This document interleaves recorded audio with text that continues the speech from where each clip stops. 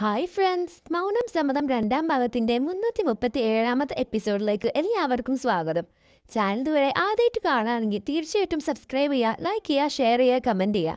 അപ്പോൾ വൈകിപ്പിക്കാതെ തന്നെ നമുക്ക് എപ്പിസോഡിലേക്ക് പോവാം. എപ്പിസോഡിൻ്റെ തുടക്കത്തിൽ തന്നെ കാണിക്കുന്നത് കാന്തിയാണ്. കാന്തിയാണെങ്കിൽ എന്തോ ആലോചിച്ചിങ്ങനെ വിഷമിച്ചിരിക്കുകയായിരിക്കും. അപ്പോഴാണ് ആശയുടെ അച്ഛൻ അങ്ങോട്ട് വരുന്നത്. അങ്ങോട്ട് വരുമ്പോഴേക്കും അവിടെ പാലെല്ലാം തിളച്ച് മറിഞ്ഞു പോകുന്നുണ്ടാവും. അങ്ങനെ അത് കണ്ട് വേഗം അത് പോയി ഓഫാക്കി കാലിൻ്റെയോട് എന്താ പ്രശ്നം എന്ന് ചോദിക്കും. അപ്പോൾ കാലിൻ്റെ ഒരുപാട് വിഷമിച്ചിട്ട് പറയും, നമ്മൾ എന്തൊരു മോശം അവസ്ഥയിലൂടെയാണ് കടന്നു പോയിക്കൊണ്ടിരിക്കുന്നത്.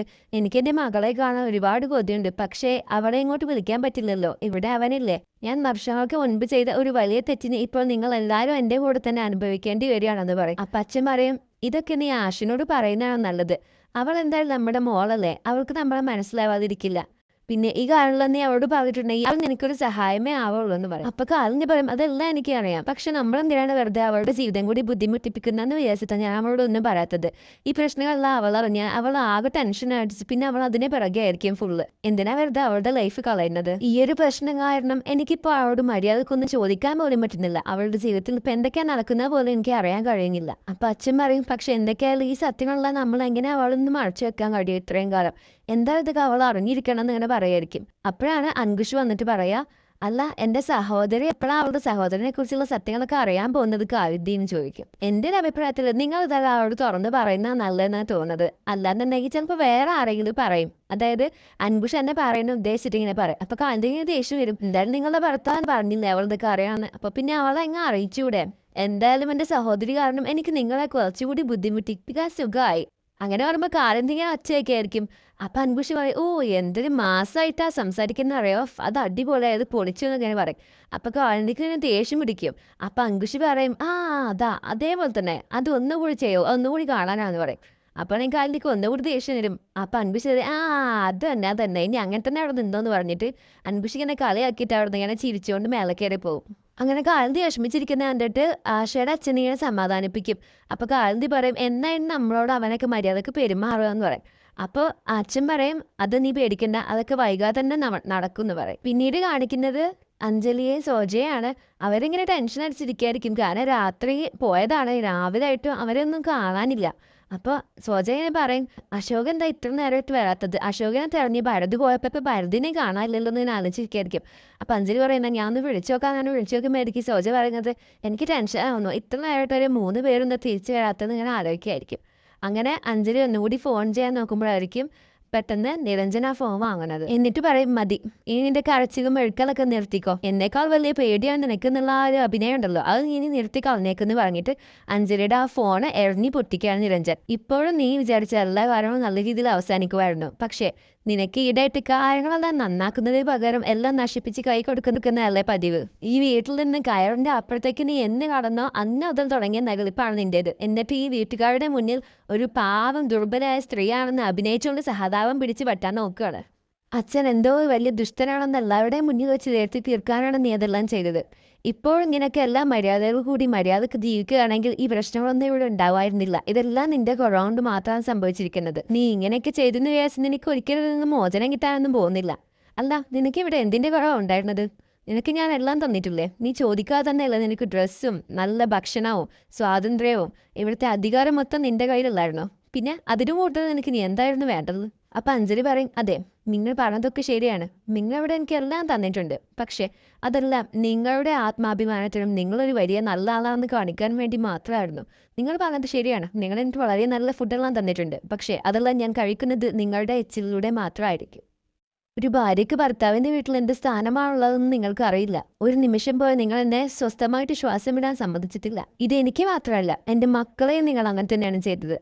അവരുടെ ഇഷ്ടത്തിനൊന്നും ചെയ്യാൻ അനുവദിച്ചില്ല. എല്ലാം നിങ്ങളുടെ ഇഷ്ടമനുസരിച്ച് അവരെ ആക്കി മാറ്റുകയായിരുന്നു നിങ്ങൾ. എൻ്റെ മക്കളുടെ അടുത്ത് നിന്നും സ്നേഹം കിട്ടാൻ ഞാൻ കൊതിച്ചിരുന്നു. പക്ഷെ നിങ്ങളാണെങ്കിൽ തെറ്റിൻ്റെ പുറമെ തെറ്റുകൾ ചെയ്തുകൊണ്ടേയിരുന്നു. എന്നിട്ട് പുറമേക്ക് നിങ്ങൾ വലിയ മഹാനായി നടന്നു. എൻ്റെ മക്കളുടെ ഉള്ളിൽ എന്നെക്കുറിച്ച് എല്ലാ വെറുപ്പും നിങ്ങൾ കുത്തി നിറച്ചു. നിങ്ങൾക്കൊന്നും ആരെയും ഒരിക്കലും സ്നേഹിക്കാൻ പറ്റില്ല. ഇനി നിങ്ങൾക്കത് പറ്റുന്നുണ്ടെങ്കിൽ അത് നിങ്ങളോട് മാത്രമായിരിക്കും, നിങ്ങളോടും നിങ്ങളുടെ അഭിമാനത്തോടും മാത്രം. അപ്പം നിരഞ്ജൻ പറയും, നിന്നെയൊക്കെ ഇവിടെ പിടിച്ച് നിർത്തിയതാണ് പ്രശ്നമായത്. നിനക്കൊക്കെ ഇവിടുന്ന് ഇറങ്ങി പോകണമെന്ന് പറയുമ്പോൾ ഇറക്കി വിട്ടാൽ മതിയായിരുന്നു. എന്നാൽ പിന്നെ ഈ പ്രശ്നങ്ങളൊന്നും ഞാൻ കാണേണ്ടി വരില്ലായിരുന്നല്ലോ. അപ്പം അഞ്ജലി പറയും, പക്ഷേ സാർ, ഞാനിവിടെ ഉള്ളത് കൊണ്ടാണ് നിങ്ങളുടെ എല്ലാ തോന്നിവാസങ്ങളും തെമ്മാടിത്തരങ്ങളും എല്ലാം ആരും അറിയാതെ ഇത്രയും നാളെ ഒളിച്ചു വെച്ചത്. പക്ഷേ ഇനി അത് നടക്കാൻ പോകുന്നില്ല. നിങ്ങളുടെ തോന്നിവാസമൊന്നും ഇനി ഞാൻ അങ്ങനെ അനുവദിച്ചു തരാൻ പോകുന്നില്ല എന്ന് പറയും. അപ്പൊ നിരഞ്ജൻ പറയും, എന്റെ വീട്ടിൽ നിൽക്കുമ്പോൾ അത് എന്റെ ഇഷ്ടപ്രകാരം ആയിരിക്കണം എന്ന് പറഞ്ഞിട്ട് അഞ്ജലിയുടെ കൈ പിടിച്ച് വീടിന് പുറത്തേക്ക് ഇറങ്ങിയായിരിക്കും. അഞ്ജലിയാണെങ്കിൽ വീഴാൻ പോകുമ്പോഴത്തേക്കും അശോക് പെട്ടെന്ന് വന്ന് പിടിക്കുകയാണ്. അശോക് ഇവരുടെ തർക്കത്തിനിടയിൽ അവിടെ എത്തിയിട്ടുണ്ടായിരുന്നു. അങ്ങനെ ഇതെല്ലാം അശോക് കേൾക്കുന്നുണ്ടായിരുന്നു. അങ്ങനെ അഞ്ജലി വീഴാതെ അശോകിനെ പിടിക്കും. അപ്പോഴാണെങ്കിൽ അഞ്ജലി പെട്ടെന്ന് അതൊക്കെ മറന്നിട്ട് ചോദിക്കും, അല്ല മോനെ, നീ വന്നോ? നീ എപ്പോഴാ വന്നേ? നീ ഇത്രയും നേരം എവിടെ ആയിരുന്നു? നീ എവിടെ പോയിരിക്കായിരുന്നു? ഞാൻ നിന്നെക്കുറിച്ച് ആലോചിച്ച് എത്ര പേടിച്ചെന്നറിയോ? ഇന്നലെ രാത്രി നിനക്ക് എത്ര തവണ ഫോൺ ചെയ്തു. നീ എന്താ ഫോൺ എടുക്കാനത്? നിന്നെയൊക്കെ ആളായപ്പോൾ ഞാൻ എന്തൊക്കെയാണ് ആലോചിച്ച് കൂട്ടിയെന്ന് എനിക്കറിയോ? നിനക്ക് കുഴപ്പമൊന്നുമില്ലല്ലോ, നീ ഓക്കെ അല്ലെന്ന് ചോദിക്കും. അപ്പോൾ അശോകാണെങ്കിൽ ആകെ കുറ്റബോധവും വിഷമമൊക്കെ കൊണ്ടിങ്ങനെ അമ്മയെ തന്നെ നോക്കി നിൽക്കായിരിക്കും. അങ്ങനെ അഞ്ജലി ആശയോട് ചോദിക്കും, മോളെ ഇവന് കുഴപ്പമൊന്നുമില്ലല്ലോ, ഇവന് ഓക്കെ അല്ലേ ചോദിക്കും. അപ്പോൾ ആശ അതേന്ന് പറയും. അപ്പോൾ അഞ്ജലി ഇങ്ങനെ അശോക് നോക്കിയിരിക്കുന്നത് കണ്ടിട്ട്, എന്ത് പറ്റി മോനെ, നീ എന്തായി നോക്കി നിൽക്കുന്നതെന്ന് ചോദിക്കും. അപ്പോഴാണെങ്കിൽ അശോക് അഞ്ജലിയെ അമ്മേന്ന് വിളിക്കുകയാണ്. ഗൈസ്, എന്താ പറയുക, ഇതൊരു ഭയങ്കര അടിപൊളി സീനാണ് കേട്ടോ. ഇത് കണ്ട് എല്ലാവരും ഇങ്ങനെ എന്താ പറയുക, എല്ലാവർക്കും ഭയങ്കര ഒരുപാട് സന്തോഷമാവണം, ഭയങ്കര ഇമോഷൻ ആവണം. എല്ലാവരും ആശയൊക്കെ പൊട്ടി കരയുന്നുണ്ട്. സോജ, അഞ്ജലി, ആശ, ഈ നിരഞ്ജൻ ഒഴിച്ച് ബാക്കി എല്ലാവരും ഇങ്ങനെ ഭയങ്കരമായിട്ട് ഷോക്ക് ആവുന്നുണ്ട്. അതുപോലെ തന്നെ ഭയങ്കര സന്തോഷമാവുന്നുണ്ട്. അങ്ങനെ അഞ്ജലി ഇങ്ങനെ ഷോക്കായി എന്ന് എനിക്കാരം എന്താ ഇപ്പം നടന്നെന്ന് വിശ്വസിക്കാൻ പറ്റാതെ ഇങ്ങനെ.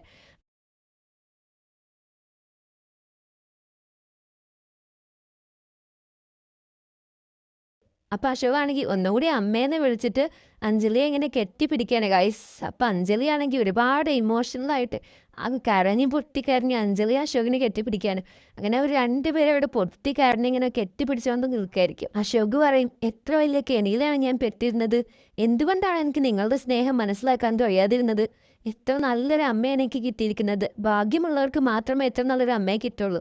എന്നിട്ടും നിങ്ങളുടെ സ്നേഹം ഞാൻ എന്താണ് കാണാതെ പോയത്? നിങ്ങളെന്നെ ഒരുപാട് സ്നേഹിച്ചിട്ടും നിങ്ങളെ ഞാൻ അമ്മേന്ന് പോലും വിളിക്കാതെ മിസ്സിസ് അഗ്നിഹോത്രിയെന്നായിരുന്നു വിളിച്ചിരുന്നത്. എനിക്കാണ് ഏറ്റവും വലിയ തെറ്റ് പോയത്. നിങ്ങളുടെ സ്നേഹം തിരിച്ചറിയാത്തതാണ് എൻ്റെ ഏറ്റവും വലിയ തെറ്റ്. എനിക്ക് ഇത്രയും നല്ലൊരു അമ്മയെ കിട്ടിയിട്ട് അതെല്ലാം ഞാൻ നിരസിക്കുകയായിരുന്നു. നിങ്ങൾ നിങ്ങളുടെ മകൻ്റെ സ്നേഹം കിട്ടാൻ ഒരുപാട് കൊതിച്ചിരുന്നു അല്ലേ? എന്നാൽ ഞാനൊരു സത്യം പറയട്ടെ, എൻ്റെ അമ്മയുടെ സ്നേഹം കിട്ടാൻ ഞാനും ഒരുപാട് കൊതിച്ചിരുന്നു. പക്ഷെ എന്ത് ചെയ്യാനാണ്, എൻ്റെ ഹൃദയത്തിൻ്റെ വാതിൽ അടഞ്ഞുകൊണ്ടിരിക്കുകയായിരുന്നു. നിങ്ങൾക്ക് എന്നോടുള്ള സ്നേഹം ഞാൻ കാണാതെ പോയി. പക്ഷെ ഇനി മതി. ഇനി ഒരിക്കലും അങ്ങനെ നടക്കാൻ പോകുന്നില്ല. അമ്മയ്ക്ക് ഞാൻ അമ്മയുടെ ജീവിതത്തിലെ എല്ലാ സന്തോഷങ്ങളും തരാൻ ഞാൻ ആഗ്രഹിക്കുന്നു. ഒരു മകൻ അവൻ്റെ അമ്മയ്ക്ക് കൊടുക്കാൻ കഴിയുന്നതിൻ്റെ മാക്സിമം സന്തോഷം ഞാൻ അമ്മയ്ക്ക് നൽകും. ഞാൻ നിങ്ങളോട് മാപ്പ് ചോദിക്കാം അമ്മേ, നിങ്ങൾ എന്നോട് ക്ഷമിക്കണം. ഞാൻ നിങ്ങളോട് ചെയ്ത് കൂട്ടിയ പ്രവൃത്തികളെല്ലാം നിങ്ങൾ എനിക്ക് ക്ഷമിച്ചു തരണം എന്ന് പറയും. അപ്പം അഞ്ജലി അശോകിൻ്റെ കണ്ണുനീരൊക്കെ തുടച്ചിട്ട് പറയും, ഇല്ല മോനെ, അതിൻ്റെ ഒന്നും ആവശ്യമില്ല. ഒരമ്മയ്ക്ക് മക്കളോട് ഒരിക്കലും നീരസം ഉണ്ടാവില്ല. എൻ്റെ മനസ്സിൽ നിന്നോട് വെറും സ്നേഹം മാത്രമേ ഉള്ളൂ. അതിനപ്പുറമായി വേറെ ഒന്നുമില്ല മോനെ എന്ന് പറയും. നീ എപ്പോഴും ആരോഗ്യത്തോടെയും സന്തോഷത്തോടെയും ഒരുപാട് കാലം ജീവിച്ചിരിക്കണം, അത് മാത്രമേ എനിക്കുള്ളൂ എന്ന് പറഞ്ഞ് അശോകിനെ കെട്ടിപ്പിടിച്ച് നെറ്റിയിൽ ഒരു ഉമ്മ കൊടുക്കുന്നുണ്ട്. അപ്പം അശോക് പറയും, അമ്മേ ഇനി നമുക്ക് ഈ വീട്ടിൽ നിൽക്കണ്ട. ഇത് കേട്ട് നിരഞ്ജനാകെ ഷോക്കാവുന്നുണ്ട്. അപ്പം അശോക് ഒന്നുകൂടി പറയും, നമുക്കിനി വീട്ടിൽ നിൽക്കണ്ട, നമുക്ക് ഇവിടുന്ന് പോവാന്ന് പറഞ്ഞിട്ട് അശോക് മുന്നിലോട്ട് നടക്കുകയായിരിക്കും. അപ്പോൾ നിരഞ്ജനാണെങ്കിൽ അശോകിനെ ഓടിച്ചൊന്ന് പിടിച്ചിട്ട് പറയും, മോനെ നീ എന്താ പറയുന്നത്? ഞാൻ നിന്നെക്കുറിച്ച് ആലോചിച്ച് എത്ര പേടിച്ചെന്ന് അറിയാമെന്ന് പറഞ്ഞിട്ട് അശോകിനെ ഇങ്ങനെ കെട്ടിപ്പിടിയായിരിക്കും. അപ്പോഴാണെങ്കിൽ അശോക് ഞാൻ തള്ളി മാറ്റും. നിനക്ക് സുഖമല്ലേ മോനെ? ഞാൻ നിന്നെക്കുറിച്ച് ആലോചിച്ച് എത്ര പേടിച്ചെന്നറിയോ ഇന്നലെ? മോനെ ഞാൻ നിന്നോടാണ് പറയുന്നത്, നീ ഞാൻ പറയുന്നത് കേൾക്കുന്നില്ലേ? മോനെ നീ ഇപ്പോഴും എന്നെ തെറ്റിദ്ധരിച്ചിരിക്കുകയെന്ന് തോന്നുന്നു. ആ ആശയ അഞ്ജലിയായതിനൊക്കെ പിന്നിൽ മോനെ എന്ന് പറയും.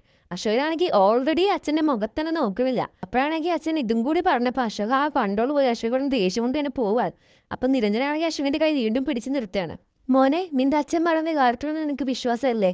അപ്പം അശോകാണെങ്കിൽ അച്ഛൻ്റെ കൈ തട്ടി മാറ്റിയിട്ട് പറയും, ഞാൻ നിങ്ങളൊരു ദൈവമായിട്ടാണ് കണ്ടിരുന്നത്. പക്ഷേ സത്യം പറഞ്ഞാൽ നിങ്ങളൊരു മനുഷ്യനായിട്ട് കണക്കാക്കാനുള്ള യോഗ്യത പോലും നിങ്ങൾക്കില്ല എന്നും പറഞ്ഞ അശോക് അവിടുന്ന് പോവും. അപ്പോഴാണെങ്കിൽ നിരഞ്ജൻ അശോക് എന്ന് വിളിച്ചിട്ട് ഒരുപാട് തവണ അശോകിൻ്റെ പിറകെ വന്ന് നോക്കുന്നുണ്ട്. പക്ഷേ അശോക് അതൊന്നും അതിൻ്റെ തന്നെ മേലേക്ക് പോവുകയാണ്. പിന്നീട് കാണിക്കുന്നത് അൻകുഷിനെയാണ്. അൻകുഷ് വീട്ടിലേക്ക് കയറി നോക്കുമ്പോൾ കാലിൻ്റെയും അജ്ജെല്ലാം ഇങ്ങനെ അവിടുത്തെ പാത്രം കഴുകുന്നതും അങ്ങനെ അവിടുത്തെ ഒരു അടുക്കളയിൽ ഇങ്ങനെ തിരക്കിലായിരിക്കും. അപ്പോൾ അൻകുഷിനെ വിചാരിക്കും, എന്തായാലും ഇവരിപ്പോൾ തിരക്കിലാണ്, ഇവരുടെ പണി ഇപ്പോൾ അടുത്തൊന്നും കഴിയാൻ പോകുന്നില്ല. അപ്പോൾ എനിക്ക് വേണ്ട കാര്യങ്ങളൊക്കെ ഇപ്പം തന്നെ ചെയ്യാമെന്ന് വിചാരിച്ചിട്ട് അൻകുഷ് മെല്ലെ കാലിന്തിയുടെ റൂമിലേക്ക് കയറി വാതിലടക്കും. എന്നിട്ട് അതിൻ്റെ ഉള്ളിൽ കാലിന്തിയുടെ ഏതെങ്കിലും പേപ്പറിൽ സൈൻ ചെയ്തൊക്കെ ഉണ്ടാവുമല്ലോ, അപ്പോൾ അതിൽ നോക്കി കാലിന്തിയുടെ സൈൻ മനസ്സിലാക്കിയിട്ട് അൻകുഷിന് വേണ്ട പ്രോപ്പർട്ടിയുടെ ആ പേപ്പറിൽ അതേപോലത്തെ സൈൻ ഇടാൻ വേണ്ടിയിട്ടാണ് അൻകുഷ് ഇവിടെ തരാൻ വന്നിരിക്കുന്നത്, ഈ കാലിന്തിയുടെ സൈനിന് വേണ്ടിയിട്ട്. അങ്ങനെ അൻകുഷ് അവിടെ മൊത്തം ഇങ്ങനെ തിരഞ്ഞുകൊണ്ടിരിക്കുകയായിരിക്കും. അപ്പോഴാണ് പെട്ടെന്ന് വാതിൽ തുറന്നിട്ട് ആശയുടെ അച്ഛൻ അങ്ങോട്ട് വരുന്നത്.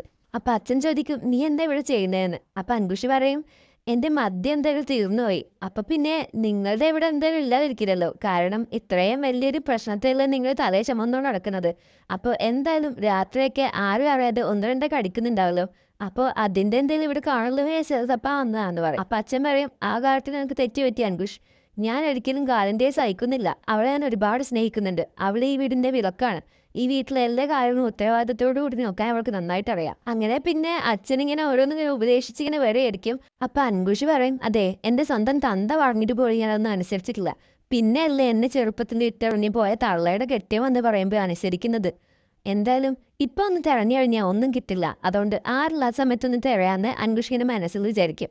ഇപ്പം എങ്ങാനും ഇവിടെ നിന്ന് കഴിഞ്ഞാൽ ഇയാളുടെ ലെക്ചർ മൊത്തം കേൾക്കേണ്ടി ഉന്നയിച്ചിട്ട് അൻകുഷ് അവിടെ നിന്ന് പോകും. പിന്നീട് കാണിക്കുന്നത് അശോകിനെയാണ്. അശോകാണെങ്കിൽ റൂമിലെത്തി ആകെ ഇങ്ങനെ വിഷമിച്ചിരിക്കുകയായിരിക്കും. അങ്ങനെ ഇരിക്കുമ്പോഴാണ് അച്ഛൻ്റെ ഫോട്ടോ ഇങ്ങനെ കാണുന്നത്. അത് കാണുമ്പോൾ അശോക് മുൻപ് നടന്ന കുറേ കാര്യങ്ങൾ തന്നെ ആലോചിക്കുകയാണ്. അച്ഛൻ്റെ തീരുമാനമെല്ലാം അഞ്ജലിയെ കൊണ്ട് പറയിപ്പിക്കുന്നതും അഞ്ജലി പറയുന്ന ഓരോ ഡയലോഗുകളും അതൊക്കെ അച്ഛൻ പറഞ്ഞിട്ടാണല്ലോ അഞ്ജലി അങ്ങനെ പറഞ്ഞത്. അതൊക്കെ ഇങ്ങനെ ആലോചിച്ചിങ്ങനെ അച്ഛന് വേണ്ടി ആശയെ ഉപേക്ഷിക്കാൻ വരെ തീരുമാനിച്ച കാര്യങ്ങളും അതൊക്കെ ഇങ്ങനെ അശോക് ആലോചിച്ചിങ്ങനെ വിഷമിക്കും. അങ്ങനെ അശോകാണെങ്കിൽ പെട്ടെന്ന് അതൊക്കെ ആലോചിക്കുന്നത് നിർത്തിയിട്ട് ആ ഫോട്ടോ ഇങ്ങനെ അടിയിൽ ഇങ്ങനെ കമഴ്ത്തി വെക്കുകയാണ്. എന്നിട്ട് അവിടുന്ന് വേഗം തന്നെ ഡ്രസ്സൊക്കെ പാക്ക് ചെയ്യാൻ നോക്കുകയാണ്.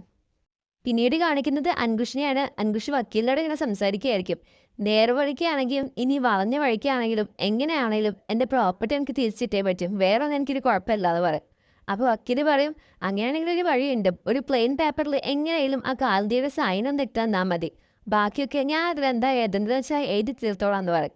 അപ്പം അൻകുഷ് പറയും ഓ ഇത്ര ഉള്ളായിരുന്ന പണി, അങ്ങനെയാണെങ്കിൽ അതൊക്കെ ഞാൻ എപ്പോൾ ചെയ്തും ചോദിച്ചാൽ മതി എന്ന് പറഞ്ഞിട്ട് പോകാൻ നിൽക്കുമ്പോൾ അയാൾ ചോദിക്കും അല്ല നീ എങ്ങനെയാണ് അവിടെ സൈൻ വാങ്ങിച്ചെടുക്കാൻ പോകുന്നത് പറയും. അപ്പം അൻകുഷ് പറയും നിങ്ങൾ കൂടുതൽ കാര്യം ഇടപെടാൻ നിൽക്കണ്ട, വക്കീൽ പണിയെടുത്താൽ മതി, ആ കാലിൻ്റെ ഹാൻഡിൽ ചെയ്യുന്നതൊക്കെ ഞാൻ ചെയ്തോളാം എന്ന് പറഞ്ഞിട്ട് അൻകുഷ് അറിഞ്ഞു പോകും. പിന്നീട് കാണിക്കുന്നത് എല്ലാവരും ഇങ്ങനെ വിഷമിച്ചിരിക്കുന്നതായിരിക്കും. അവർ ആ വീട് വിട്ട് പോകാൻ പോകല്ലേ, അതുകൊണ്ട് ഇങ്ങനെ വിഷമിക്കുകയായിരിക്കും. അപ്പോഴാണ് പെട്ടെന്ന് അങ്ങോട്ട് ഭരത് വരുന്നത്. ഭരത് അങ്ങോട്ട് വന്നിട്ട് പറയും അല്ല അമ്മ എന്തായി, അശോകിനെ കുറിച്ച് എന്തെങ്കിലും അറിയാൻ സാധിച്ചു എന്ന് ചോദിക്കും. അപ്പം അഞ്ജലി പറയും ആ അശോക് ഇവിടേക്ക് വന്നിട്ടുണ്ട്, ആശ അവനെ അങ്ങോട്ട് കൊണ്ടുവന്നെന്ന് പറയും. അപ്പം ഭരത് ഇങ്ങനെ അല്ല എന്താ സംഭവം, എന്താ എല്ലാവരും ഇങ്ങനെ ഇരിക്കുന്നത്, എന്താ എന്നോട് കാര്യം എന്താണെന്ന് പറയാൻ പറയും. അപ്പോഴാണെങ്കിൽ ആശ പറയും ഞാൻ അശോകയുടെ അടുത്തേക്ക് ഒന്ന് പോയിട്ട് വരാം, ഇപ്പം ഞാൻ അവൻ്റെ കൂടെ എന്താണെന്ന് പറഞ്ഞിട്ട് അശോകയോട് സംസാരിക്കാമെന്ന് പറഞ്ഞിട്ട് ആശ മേലേക്ക് കയറിപ്പോവും. അപ്പോഴാണെങ്കിൽ ഭരതാവ് കൺഫ്യൂസ്ഡ് ആയിട്ട് അല്ല എന്താ അശോക് എന്താ ഇപ്പം ഇങ്ങനെയൊക്കെ ചെയ്യാൻ കാരണം, എന്താ സംഭവം എന്നോട് ആരിൽ നിന്ന് പറയാമെന്ന് പറയുമ്പോൾ സോജ പറയും ഭരത് നമ്മളിപ്പോൾ ഇനി വീട്ടിൽ നിൽക്കാൻ പോകുന്നില്ല, നമ്മൾ ഈ വീട് വിട്ട് വെളിയിൽ പോവാന്ന് പറയും. അപ്പോൾ ഭരതാവ് ഷോക്കാവും. അപ്പം അഞ്ജലി പറയും അതേ മോനെ നമുക്കിനി വീട്ടിൽ നിൽക്കാൻ കഴിയില്ല, നമ്മളിവിടുന്ന് പോവാണെന്ന് പറയും. മറ്റുള്ളവരുടെ വീടിന് തീയിടാന്ന് കേട്ടിട്ടുണ്ട്, പക്ഷേ ഇങ്ങേരുടെ സ്വന്തം വീട് തന്നെ തീയിട്ടുകൊണ്ടിരിക്കുകയാണ്. അപ്പം നിരഞ്ജൻ പറയും അഞ്ജലി നീ എന്താ ഈ പറയുന്നത്, എന്തിനാണ് എൻ്റെ മക്കളുടെ മുന്നിൽ വെച്ച് നീ എന്നെ ഇങ്ങനെ താഴ്ത്തിക്കിട്ടാൻ നോക്കുന്നത്, ഇപ്പോൾ ഇതാ എൻ്റെ പ്രിയപ്പെട്ട അശോകിനെ വരാൻ നീ എൻ്റെ നിന്ന് തിരിക്കാൻ നോക്കുകയാണ്, ഇതിന് മാത്രം ഞാൻ എന്തിനോട് എന്ത് തെറ്റാ ചെയ്തിരിക്കുന്നത്. അഞ്ജനയ്ക്ക് ഇതൊന്നും കേട്ടിട്ട് പ്രത്യേകിച്ച് എന്നെ കുരുക്കൊന്നുമില്ലെങ്കിലും സോജ ഈ ഓന്ത് മാറുന്ന പോലെ മാറ്റം കണ്ടിട്ട് സോജ ശരിക്കും അത്ഭുതപ്പെടുന്നുണ്ട്. മോനെ നീ അശോകിനെ ഒന്ന് പോയി സമാധാനിപ്പിക്ക്, അവനോടെല്ലാം പറഞ്ഞ് മനസ്സിലാക്ക്, അവൻ എന്താ സംഭവിച്ചെന്ന് ആർക്കും അറിയില്ല, അവൻ പെട്ടെന്ന് ഭ്രാന്ത് പിടിച്ചോടെ ഇവിടുന്ന് ഇറങ്ങി പോകാൻ നിൽക്കുകയായിരുന്നു. ഇവളിപ്പോൾ ഇതാ എന്നോട് പ്രതികാരം വീട്ടാൻ നിൽക്കുകയാണ്, കാരണം നിങ്ങളെല്ലാ മക്കളും എന്നെ ഒരുപാട് സ്നേഹിക്കുന്നതുകൊണ്ട്. നിനക്ക് അറിയുന്നതല്ലേ മോനെ ഞാൻ ഈ കുടുംബത്തെ എത്രത്തോളം സ്നേഹിക്കുന്നുണ്ട്, നിങ്ങളെല്ലാവരും എത്രത്തോളം ഞാൻ ചേർത്ത് പിടിക്കുന്നുണ്ട്. പക്ഷേ ഈ വീട്ടിലേക്ക് ആശ കയറി വന്നതോടുകൂടി അവൾ എല്ലാവരുടെയും മനസ്സിലേക്ക് വിഷം കൊത്തി നിറച്ചുകൊണ്ടിരിക്കുകയാണെന്ന് പറഞ്ഞിട്ട് നിരഞ്ജൻ ഇങ്ങനെ വിഷമിക്കുന്ന പോലെ കാട്ടിയിട്ട് ഇങ്ങനെ തിരിഞ്ഞു നിൽക്കുകയാണ്. അപ്പോഴാണെങ്കിൽ ഭരത് അച്ഛൻ്റെ ഇതിലേക്ക് പോവാണ്. അങ്ങനെ അച്ഛൻ്റെ ഡ്രാമയിൽ ഭരത് വീഴും. ഭരത് പറയും അച്ഛാ നിങ്ങൾ വിഷമിക്കല്ലേ, അങ്ങനെയൊന്നും ഉണ്ടാവില്ല. അങ്ങനെ സോജയോടും അമ്മയോടും പറയും നിങ്ങളാരൊക്കെ കരഞ്ഞ് പേടിക്കേണ്ട ആവശ്യമൊന്നുമില്ല, ഒരു പ്രശ്നവുമില്ല, എല്ലാം ഞാൻ ശരിയാക്കാം, ഞാൻ അച്ഛനോട് സംസാരിച്ചിട്ട് തരാമെന്ന് പറഞ്ഞിട്ട് ഭരത് പോകാൻ നിൽക്കുകയായിരിക്കും. അപ്പം സോജ പറയും ഭരത് നിങ്ങൾ അശോകനോട് സംസാരിച്ചിട്ട് കാര്യമില്ല, അമ്മ ഇവിടെ കള്ളം പറഞ്ഞിട്ടില്ല, അമ്മ പറഞ്ഞതെല്ലാം ശരി തന്നെയാണ്, ഇനിയും നിങ്ങൾക്ക് അച്ഛൻ്റെ വാക്കാണ് കേൾക്കേണ്ടതെന്നുണ്ടെങ്കിൽ നിങ്ങൾ ഇവിടെ നിന്നോളൂ, ഞങ്ങൾക്ക് ഇവിടെ നിൽക്കണ്ട, ഞങ്ങൾ ഇവിടുന്ന് പോകുമെന്ന് പറയാണ്. ഇത് കേട്ട് ഭരത് ആകെ ഷോക്കാവാണ്. ഭരത് മാത്രമല്ല ഭരതും പിന്നെ അച്ഛനും പിന്നെ സോജയുടെ അമ്മയും അങ്ങനെ എല്ലാവരും ഷോക്കായി ഞാൻ നിൽക്കുകയാണ്. അങ്ങനെ ഇതോടുകൂടി 337ാമത്തെ എപ്പിസോഡ് ഇവിടെ അവസാനിക്കുകയാണ്. എപ്പിസോഡ് എല്ലാവർക്കും ഇഷ്ടപ്പെടുന്നു വിചാരിക്കുന്നു. ഇഷ്ടപ്പെട്ടാൽ തീർച്ചയായിട്ടും ലൈക്ക് ചെയ്യുക, ഷെയർ ചെയ്യുക, സബ്സ്ക്രൈബ് ചെയ്യുക, കമൻറ്റ് ചെയ്യുക. അപ്പോൾ അടുത്ത വീഡിയോയിൽ നമ്മൾ വീണ്ടും വരുന്നതായിരിക്കും. അപ്പോൾ അതുവരെ ബൈ.